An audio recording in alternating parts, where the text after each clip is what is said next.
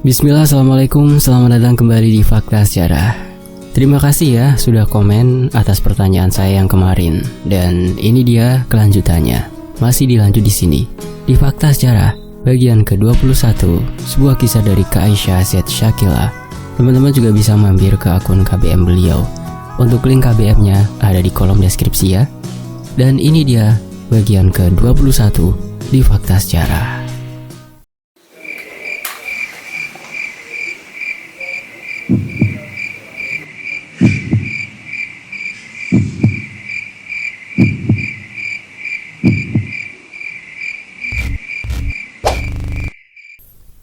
Rafka menatap sang ibu, melirik bapak, dan mencari keberadaanku. Dia memandang kaca tempatku berada, sendu dan sedih, luka, kecewa, seakan berkecamuk dan berkumpul jadi satu. Ia harus menentukan pilihan yang pastinya sulit. Tenang Rafka, jangan terkecoh. Jangan membuat pilihan tergesa-gesa. Itu sama saja kita menyerah pada iblis. Yakinlah, tiada ilmu yang lebih tinggi dari kalam Allah. Ucap bapak menenangkan Rafka. Kalau kamu membuat pilihan, sama saja ikut perintahnya. Jangan pernah menyerah. Bapak membakar semangat Rafka. Rafka yang tadi tertunduk beralih menatap bapak, lalu mengangguk dan berdiri menghadapi Nena yang masih dikuasai iblis. Aku akan membuat pilihan. Siapa yang kau pilih? Iblis itu menyeringai. Aku memilih keduanya. Apa? Kau pikir bisa memilih sesuka hati, ha? Iya, dia ibuku yang telah melahirkan dan membesarkan. Surgaku ada pada ridhonya. Sekalipun ibuku bersekutu denganmu, dia tetaplah ibuku. Aku juga memilih kekasihku karena dia masa depanku, teman ibadah yang akan selalu menemani untuk mencari ridha Allah. Dan aku tidak akan menyerahkan hidupku pada iblis sepertimu. Jangan main-main Rafka. Aku tidak main-main wahai iblis. Kau adalah setan yang nyata, dan tempat kembalimu adalah neraka. Tidak akan kubiarkan lagi kau mengganggu kami, ucap Rafka dengan lantang. Bapakku mendukung pilihan Rafka. Mereka bersiap menghadapi hal terburuk yang akan dilakukan iblis itu. Hebat sungguh pilihanmu itu Rafka. Kau akan menyesalinya. Aku memberimu pilihan salah satu, tapi kau memilih mengorbankan semua yang hadir di sini. 33 tahun aku menemanimu sejak lahir. Apa kau pikir aku akan diam saja? Dari 33 tahunmu itulah aku mengetahui kelemahanmu yang akan menjadi senjata untuk menghancurkanmu. Makhluk yang menguasai Bi Nena tertawa, lalu mengeluarkan suara jeritan kuat, hingga membuat orang-orang yang berjaga di rumah tersebut menutup telinga. Mama, tunggu di luar, ucap Rafka pada Bu Bambang. Perempuan yang terlihat ketakutan itu manut, lalu menghampiriku. Tatapannya sangat sedih dan penuh penyesalan. Tiba-tiba saja angin bertiup kencang. Aku dan warga yang hadir hampir hilang keseimbangan diterpa angin sekilas yang cukup kencang tersebut. Rafka melafadzkan ayat ruqyah yang dimulai dari bacaan basmalah, berlanjut membaca Al-Ikhlas, Al-Falaq, dan An-Nas. Dilanjutkan dengan ayat lain yang diucapkan lantang bersama bapak juga Rafiq. Lalu disahuti warga, membuat ruangan kecil itu terdengar bergema oleh bacaan ayat-ayat Allah. Tubuh Bi Nena menggeliat, wajahnya berubah merah penuh amarah. Warga siap untuk melawan jika terjadi serangan. Tali tambang yang melingkar turun ke bawah kaki Bi Nena dengan sendirinya, diiringi tawa yang menggema. Tubuhnya tampak licin hingga tambang itu tak lagi mengikatnya. Kalian pikir aku main-main? Kalian pikir aku tidak bisa membunuh kalian?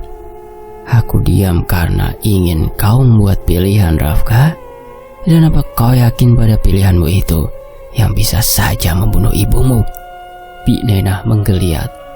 Warga yang berada di dalam sigap memegangi sebelum terjadi hal yang tak diinginkan. Melihat iblis itu meronta dan mengancam, para ibu-ibu yang menyaksikan berhambur menjauh ketakutan. Tetap tenang dan lanjutkan berzikir, perintah bapak pada semua yang hadir. Bapak meminta agar semua fokus meneruskan membaca ayat suci Al-Quran. Pilihanmu akan mencelakai banyak orang, Rafka. Kau pikir aku main-main, ha? Bik Nena terus meronta. Tenaganya yang tampak semakin kuat membuatnya berhasil lepas dari pegangan warga. Orang-orang yang tadi memegangi Bik Nena, salah satu dari mereka ada yang diangkat dengan satu tangan dan dilempar ke dinding. Lalu makhluk itu meraih warga yang lain dan dilempar keluar. Terdengar lagi suara jeritan dan pekikan ibu-ibu termasuk aku dan Santi. Perasaan takut dan dada berdebar kencang membuat lemas seluruh tubuh. Warga yang dilempar keluar tersungkur di tanah dan segera ditolong orang terdekat. Makhluk itu tertawa puas. "Kau lihat, tenagaku tidak sebanding dengan kalian," ucap Bik Nena tergelak. "Kalian pikir bisa mengalahkanku, ha?" Suaranya yang garau menggelegar. Terdengar di kanan kiri rumah kontrakan ini. Suara riuh rendah bersorak gembira, seperti ada yang sedang menonton perkelahian. Entah makhluk dari mana, karena hanya terdengar suara tanpa wujud. Warga yang berada di dalam kembali memegangi Bik Nena yang semakin sulit dikendalikan. Sambil tak henti berzikir dan membaca apa saja sebisanya dengan suara lantang. Tiba-tiba, salah satu warga yang membantu memegangi menjerit kesakitan. Aku berusaha melihat apa yang terjadi dari luar kaca jendela. Ternyata, telinga orang itu digigit Bik Nena dan tak ia lepaskan. Lalu terdengar lagi jeritan yang semakin keras. Bik Nena tertawa sambil di mulutnya menggigit sesuatu yang berdarah. Astagfirullah. Aku terkejut melihat daun telinga warga itu terputus. Berada di mulut perempuan itu penuh darah. Masih saja ia tertawa. Sedangkan warga yang digigit telinganya hingga lepas berusaha lari keluar sambil meraung kesakitan. Melihat itu, warga yang lain pun semakin panik. "Jangan panik, tetap pegang yang kuat tubuhnya," seru bapak sambil memegang kepala Bik Nena dan membacakan sesuatu di sana. Lagi-lagi mulut Bik Nena singgah di tangan salah satu warga yang memegangi hingga orangnya menjerit. Sigap Rafka dan Rofik berusaha membuka mulut perempuan itu, membuka lebar giginya agar ada celah tangan warga bisa lepas. Dan tangan warga yang tergigit tampak mengeluarkan darah. Setelah berhasil lepas, ia berlari keluar memegangi tangan sambil meringis. Tinggal beberapa yang tersisa di dalam yang masih berusaha memegang, termasuk bapak, Rafka dan Rofik. Itu pun tak bertahan lama. Mereka terpental, terlempar ke dinding. "Bapak!" Aku berteriak melihat orang tuaku itu tersungkur di sudut ruangan. Rafka dan Rofik juga tersulut di bawah dinding. "Cuma begitu kemampuan kalian? Aku sudah peringatkan. Kau akan menyesal, Rafka." Bik Nena menghampiri Rafka. Ia menarik lehernya dan ditekan ke dinding. "Ini yang kau inginkan, ha? Kau mau semua orang mati? Lepaskan anakku." Bu Bambang berhambur hendak menyelamatkan Rafka yang dicekik Bik Nena. Ibunya Rafka menarik rambut Bik Nena hingga terlepas kerudungnya. Tapi, tubuh itu tetap kokoh bergeming. Istri Mang Tatang itu melirik pada Bu Bambang dengan wajah geram. Rafka dilempar ke arah lemari TV hingga terdengar suara pecahan kaca dari lemari tersebut. "Kau yang memulai semua ini, Sari? Apa kau mau ikut aku dan menjadi budakku di sana, ha?" "Kau adalah kelemahan Rafka. Dia sangat menyayangimu, Sari. Aku ingin tahu bagaimana hancur perasaannya jika kau mati." Tangan Bik Nena mencengkeram leher ibunya Rafka. Cepat kilat Bu Bambang diseret keluar dan dilempar hingga membentur pohon yang ada di depan rumah kontrakan. "Mama!" teriak Rafka dengan suara tertahan dan tampak menahan sakit. Dari mulut kekasihku itu mengeluarkan darah. Ia kesulitan untuk bangun. Begitu juga Rofik dan bapak mencoba duduk, mengatur nafas sambil memegang dada. Aku terkesiap melihat Bik Nena menyeringai yang tepat berada di depanku. "Kau juga kelemahan Rafka. Sudah lama aku sangat ingin membunuhmu."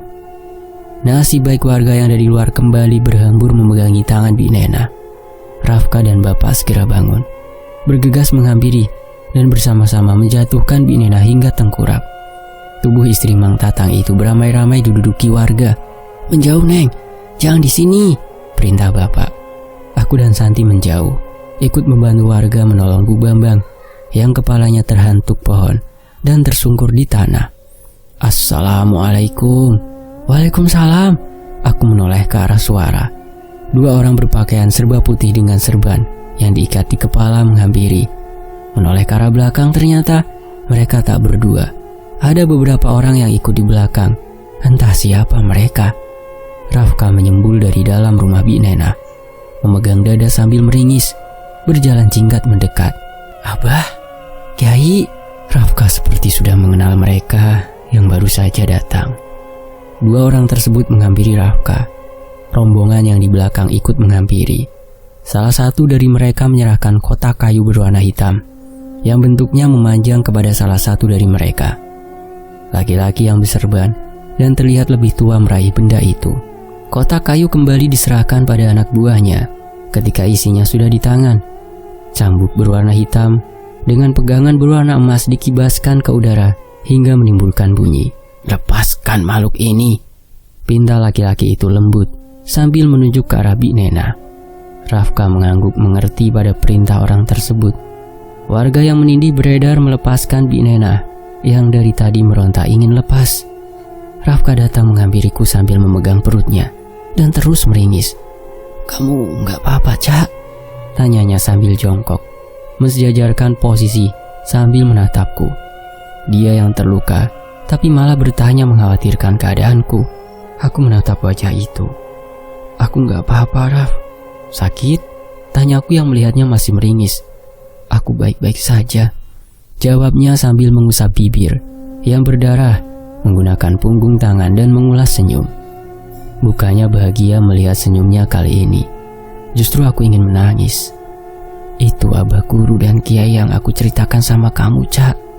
Alhamdulillah, beliau datang mau membantu kita, membawa beberapa santrinya juga, terang Rafka.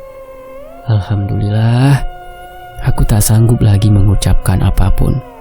Perkataan terasa tersekat karena menahan tangis. Tak tega melihat lelaki yang kukasihi terluka. Rafka melihat Bu Bambang yang terbaring di pangkuanku. Air matanya luruh lagi melihat kondisi ibunya. Maafkan Rafka, gak bisa lindungin Mama. Rafka terisak meraih ibunya ke pangkuan. Mama gak apa-apa, nak. Syukurlah kamu selamat, ucap Bu Bambang lirih. Dari tadi mengaduh karena pasti sakit saat tubuh membentur pohon sangat kuat. Rafka meraih ponsel dalam saku, lalu menelpon seseorang. Aku dapat mendengar ia bicara menyebut nama bapak. Ya, tampaknya ia memanggil ayahnya agar datang ke sini membantu ibunya. Cak, aku titip Mama sebentar. Katanya bapakku baru sampai dari kota. Aku sudah minta bapak datang ke sini. Aku mau bantu Abah selesaikan semua malam ini juga, tuturnya. Kamu terluka, Raf? Khawatir dia kenapa-napa. Cuma dikit, Cak. Aku harus bantu biar semua selesai. Hati-hati, Raf. Iya, Cak. Ia tersenyum. Kamu jangan mendekat ke sana. Di sini saja jaga Mama. Aku mengangguk dan menuruti perintahnya, mendoakan semoga semua segera selesai. Aku sangat mengkhawatirkan semua orang yang terlibat, karena tadi sudah ada beberapa warga yang menjadi korban gigitan hingga mereka menjauh. Aku memeluk ibunya Rafka semakin erat. Perempuan yang melahirkan Rafka ini menggenggam tanganku dan melirihkan kata, "Terima kasih. Doakan anak Mama baik-baik saja. Mama sangat sayang sama Rafka." Lirihnya dengan linangan bulir bening. Raut wajah yang penuh penyesalan itu banjir air mata, disertai tangisan. Aku mengangguk. Sama, Bu.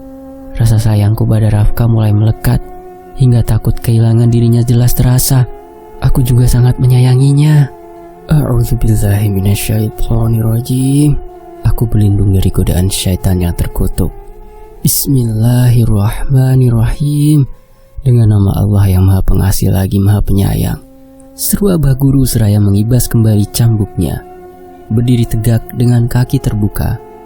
Meski ia sudah sepuh, tapi masih tampak gagah. Bi Nena bangkit dengan tubuh yang terhunyung akibat ditindih oleh warga, dengan rambut yang acak-acakan tanpa penutup kepala. Wajahnya melihat sekeliling, matanya berubah merah dengan gigi berderit dan tampak api kemarahan menguasainya. Siapa kau? Jangan ikut campur. Aku manusia dan kau adalah syaitan yang terkutuk. Nyalah dari sini. Jangan kau ganggu lagi mereka yang tidak berdosa, ucap kiai itu tenang. Tidak berdosa katamu? Apa kau tahu? Banyak manusia yang datang padaku dan meminta perjanjian. Lalu mereka hidup seolah tanpa dosa. Jadi biarkan aku menyelesaikan urusanku dengan mereka. Jika tidak ingin celaka, menjauhlah.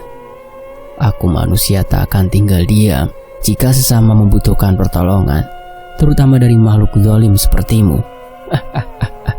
Bertambah lagi yang akan celaka. Sosok di dalam Bik Nenah tertawa. Tubuhnya ikut berguncang. A'udzu bikalimatillahi tammati min syarri ma khalaq. Aku berlindung dengan kalimat Allah yang maha sempurna dari segala kejahatan yang dijadikannya. Abah Guru menghantamkan lagi cambuk ke udara. Terdengar seperti bunyi guruh, lalu disasarkan pada tubuh Bik Nenah seraya mengucapkan kalimat Allah hingga wanita itu menjerit kesakitan. Namun tampaknya iblis perempuan itu belum menyerah dan hendak menyerang. Allahumma innaka, ya Allah, engkau telah menguasakan kepada kami seorang musuh yang jelas, dan seterusnya. Cambuk itu dikipaskan lagi, kini membelit pinggang Bik Nenah setelah dihentamkan lagi ke tubuh wanita itu beberapa kali. Panas, hentikan! Bik Nenah meraung dan menjerit sambil meremas rambut dengan kedua tangannya. Abah Guru dan Kiai juga para santri makin lantang membacakan ayat Allah sambil mengelilingi Bik Nenah agar tak lari dan mencelakai orang lain. Abah Guru menarik cambuk dan mengarahkannya lagi ke tubuh Bik Nenah, membuat wanita itu semakin menjerit dan memekik. Ampun, panas, lepaskan aku, sakit. Ia berguling di tanah dengan kaki dan tangannya meronta menendang-nendang. Para santri dan juga kiai memegangi dan mendudukkan Bik Nenah. Tolong ambilkan jilbabnya, perintah Abah Guru pada warga yang berdiri menyaksikan. Salah seorang dari mereka berlari ke dalam dan mengambil kerudung yang teronggok di ruang TV, lalu memberikannya pada santri dan menutupi kepala Bik Nenah. Ambilkan air, titah Kiai. Bapak-bapak yang berada di sana sigap menuruti permintaan Kiai, lalu memberikan air itu pada beliau. Abah Guru berdiri di belakang Bik Nenah dengan tangan menengadah. Lengan dan pundak Bik Nenah yang bergerak ingin lepas dipegang para santri. Kiai memegang kepala Bik Nenah, bersama-sama membaca ayat suci dengan lantang. Bismillahirrahmanirrahim. Wallahu yashfika min kulli da'i yudhika wa min syarri khasidin idha hasad wa min syarri kulli dhi aynin. Allah yashfika. Mohon maaf kalau salah lafaz. Lalu air disemburkan dari mulut Kiai hingga membasahi kepala dan tubuh Bik Nenah. Jin yang menguasai Bik Nenah menjerit memohon ampun, lalu lemas terkulai, masih dipegang para santri. Jangan dulu dilepaskan, makhluk ini belum keluar, terang Abah Guru. Ambilkan tali, lalu ikat, titahnya kemudian. Sekali lagi Abah Guru dan Kiai dan juga Rafka membacakan sesuatu pada Bik Nenah. Allahumma inni u'idzuha bismikal azimi wa biwajhikal karimi wa bisultanikal qadimi minasyaitonir rajim wa min syarri ma khalaqta.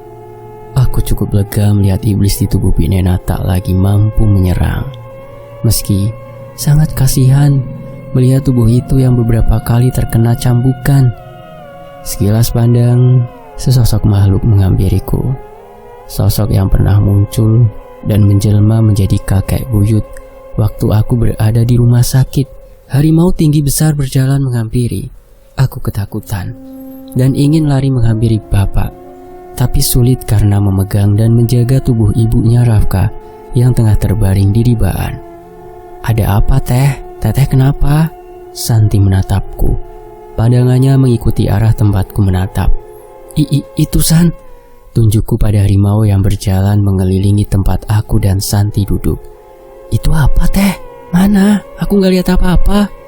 Jika Santi tak melihat, aku tak bisa menjelaskan. Ya, mungkin hanya aku dan bapak yang bisa melihat sosok itu. Berharap agar dia tak membuat kacau, aku memegang tangan Santi menahan rasa takut. Sosok itu sama sekali tak mengganggu, hanya berjalan mengelilingi. Kadang ia berhenti untuk menatapku. Abah Guru, Kiai, dan para santri dan semua yang hadir menutup bacaan dengan surah Al-Fatihah beramai-ramai, meminta tubuh Bik Nenah yang terkulai agar dibawa masuk ke dalam dan meminta beberapa warga menjaga. Tampak gurunya Rafka itu menghampiri laki-laki yang menjadi muridnya seraya bertanya, "Mana calon istrimu, Rafka?" Rafka menoleh ke arahku. "Itu bah," ucapnya sambil menunjuk ke sini. "Mana wali dari calon istrimu?" Rafka menghampiri bapak. "Ini ayahnya." "Baiklah, karena semua sudah berkumpul, kita akhiri malam ini juga. Kasihan jika jin masih terus berada di tubuh perempuan itu. Biarpun sudah lemas begitu, dia tetap tak mau keluar." Kiai menghampiri dan turut menyapa. "Malam ini kami akan menikahkanmu dengan calon istri yang sudah kamu ceritakan. Bersiaplah," tutur Kiai. Menikah? Sekarang, Kiai?" Rafka terkejut.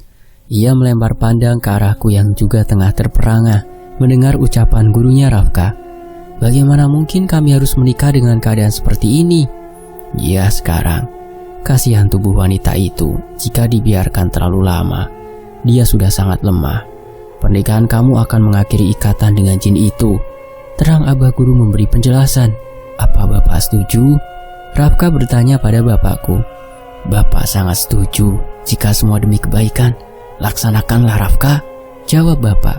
"Panggilkan penghulu terdekat. Kita laksanakan ijab qabul malam ini," titah Abah Guru. Beberapa warga bergegas menuruti perintah gurunya Rafka itu. Beliau juga meminta warga agar membantu menyiapkan tempat seadanya untuk prosesi ijab qabul. Mendadak jantungku berdetak hebat. Gugup dan gundah, aku menatap Santi. Lalu perempuan beranak satu itu memeluk menenangkan. Tersirat senyum turut bahagia dari wajahnya. Beberapa warga membawa tikar dari rumah masing-masing, lalu digelar di tanah di pelataran depan kontrakan. Warga sangat riuh, berbicara satu sama lain. Sekilas pandanganku mendapati seorang laki-laki yang sedang duduk tertunduk di depan teras rumah kontrakan. Dia Rofik. Aku tak tahu perasaannya bagaimana saat ini. Ada rasa iba melihatnya dengan raut kesedihan. Ia pasti tahu kalau aku akan menikah malam ini juga. Laki-laki yang pernah mengisi hidupku itu bangkit menghampiri. "Aku pulang dulu, Dek. Kasihan ibu kamu di rumah sendirian," ucapnya beralasan. "Ibuku udah terbiasa ditinggal bapak. Karena di rumah juga ada adik-adik, aku tahu itu hanya alasannya saja untuk menghindar. Mana mungkin dia sanggup menyaksikan sesuatu yang sakral ini. Sedangkan yang akan menikah adalah aku, mantan istrinya yang mungkin masih diharapkan. Maafkan aku, A," ucapku tertunduk. "Semoga semua segera selesai. Maafkan aku juga selama ini tidak bisa jaga kamu. Maafkan aku juga yang gak percaya sama kamu," sahutnya. Tampak maniknya berkaca-kaca. Ia segera menghindar meninggalkanku. Terlihat punggungnya menjauh dengan tangannya mengusap pipi. Aku sungguh merasa bersalah. Di balik rasa bahagiaku, ada orang yang sangat terluka. "Maafkan aku, Rofik." Warga yang diminta membawa penghulu sudah datang. Bapak mendatangiku sambil tersenyum. "Sudah siap, Neng?" "Insya Allah, Pak. Tapi Arofik," aku menatap bapak, menunjukkan padanya rasa bersalah yang menyelimuti pikiran. "Sudah, semua sudah kehendak Allah. Yakinlah bahwa semua ini yang terbaik untuk kalian." Aku mengangguk dan cukup tenang mendengar ucapan bapak. Meski rasa kasihan terus bermain di pikiran, tapi aku harus melupakan semua itu. Biarlah antara aku dan Rofik hanya menjadi kenangan. Semua ini sudah digariskan, tak ada yang mampu menolak. Sama seperti ketika ia menjatuhkan talak. Meski aku terluka, tapi itu adalah takdir. Rafka dan penghulu juga Abah Guru, Kiai dan para santri sudah duduk di atas tikar menungguku dan bapak. Aku yang masih memegang Ibu Bambang pamit padanya dan meminta Santi mengambil alih menjaganya sementara. "Bu, aku mohon doa restu, kami akan menikah," ucapku sambil memegang jemarinya. "Pergilah, restu mama bersama kalian," ucap ibunya Rafka lirih. Air mata mengalir di pipinya. Pasti tak menyangka anak satu-satunya akan melaksanakan pernikahan mendadak begini. Semua ini dilakukan demi keselamatan kami dan juga Bi Nena, agar Rafka pun segera terbebas dari ikatan makhluk itu. Aku meminta tolong pada ibu-ibu yang masih berada tak jauh dari tempat ini. Meminta mereka agar memapah Bu Bambang agar bisa duduk mendekat untuk menyaksikan prosesi ijab qabul. Dengan langkah yang ragu dan perasaan yang bercampur tak menentu, aku mengikuti bapak berjalan ke arah karpet yang sudah digelar dan diduduki calon suamiku dan penghulu serta saksi dan warga lainnya. Sementara itu, sebelum ijab qabul antara Rafka dan Ica, kita masuk ke sudut pandang dari Rafiq, mantan istri yang kusia-siakan saat itu tengah terluka. Ketika aku ke sana, ia tengah terkapar tak sadar di rumah Santi. Aku menyesal dan baru menyadari kesalahan, menceraikan karena tipuan iblis. Namun itu bukan salahku sepenuhnya. Aku tetap ingin bersama Ica kembali, meminta pada Bapak Ica agar aku diizinkan untuk bisa selalu menemui mantan istriku itu. Sayangnya, laki-laki parubaya itu tak mengizinkan, hanya meminta agar aku berkunjung ke rumah beliau saja kalau mau silaturahmi. Rasa kecewa pun bersarang di dada. Jika begini, kesempatan untuk bersatu lagi dengan Ica akan makin sulit. Luka yang dialami Ica cukup banyak. Mantan istriku itu harus dirawat. Selama di rumah sakit, hatiku menahan panas. Menyaksikan Rafka yang sepertinya sangat peduli dan perhatian pada mantan istriku itu. Aku harus bisa kembali pada Ica. Jangan sampai laki-laki itu merebut Ica dariku. Menyesal dengan segala perbuatanku. Entah harus bagaimana caranya agar aku bisa diterima kembali. Yang kurasa dan kulihat, orang tuanya tak lagi mengizinkan kami berhubungan. Dulu saat menikahi perempuan itu, perjuanganku tak terlalu banyak dan tak begitu sulit. Hingga mengucap talak pun begitu mudah meluncur begitu saja. Ceraikan saja perempuan tukang zina seperti itu. Apa kau mau punya anak dari hubungan hasil zina? Kak Wulan memberi saran dengan kesal. Aku tahu kakakku tak pernah menyukai Ica.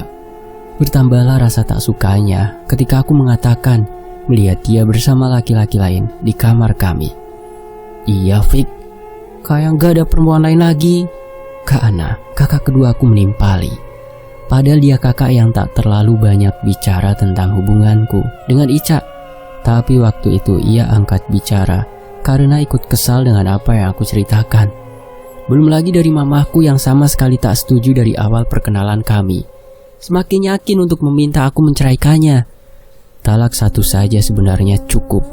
Tapi karena Ica tak mengakui kesalahannya, menyebabkan aku meradang dan mengucap talak 3 dengan amarah. Di sisi lain, pulang dari rumah sakit karena tak diizinkan menginap oleh orang tua Ica, aku menghempaskan diri di tempat tidur. Kamar yang pernah diisi olehnya terasa sunyi. Biasa ketika bangun melihat wajah seorang perempuan cantik dan selalu menyambut dengan senyum. Sekarang semua itu hilang. Rasa indah ketika aku bertemu dengannya dulu kembali membayangi.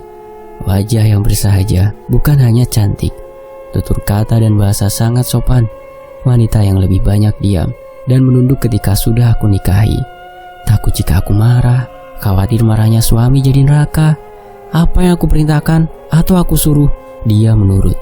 Bahkan rela menahan pedih ucapan keluargaku.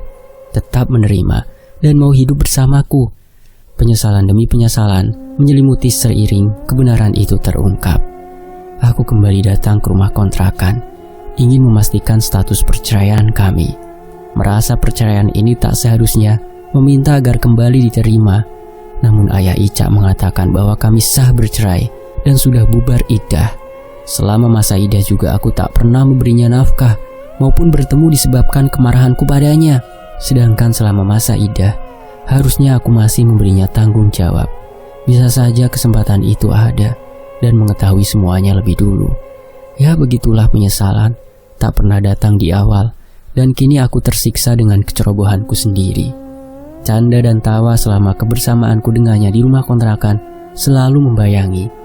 Dia mengantar ketika aku akan berangkat kerja, menyambut ketika aku pulang, tak pernah banyak menuntut, menerima berapapun uang gaji yang aku beri. Pernah mamaku meminta aku mengirimkan uang karena ada yang harus mama bayar. Tanpa sepengetahuan Ica, aku kirim uang pada mama. Tapi mantan istriku itu tak pernah bertanya, kenapa uang gaji yang aku beri berkurang? Ia menerima saja, dengan sumringah dan berterima kasih. Aisyah, maafkan aku. Bersambung. Simak kelanjutannya. Kita beralih ke channel FS Media. Karena ini 20% hanya horornya ya, 80% ini romance rumah tangga. Dan karena dari penulis juga menyarankan untuk diupload di FS Media saja, dan saya pun harus menurutinya. Terima kasih ya untuk Kak penulisnya, Kak Aisyah, sudah perhatian dan untuk menyarankan upload di FS Media. Dan teman-teman bisa langsung saja ke FS Media ya. Nah, itu ada di layar akhir. tinggal disentuh saja itu. Nanti akan langsung masuk ke FS Media, atau nanti linknya ada di deskripsi ya. Sampai jumpa di kelanjutan rahasia di balik rumah kontrakan di FS Media.